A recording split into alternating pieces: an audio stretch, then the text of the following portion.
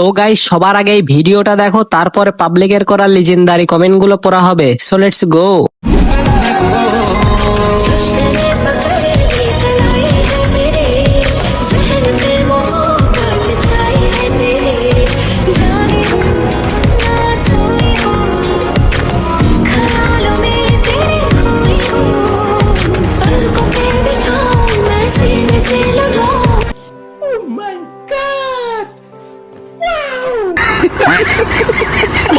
तो चलिए शुरू करते हैं।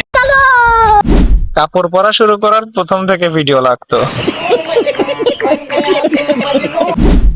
দেখা যায় তো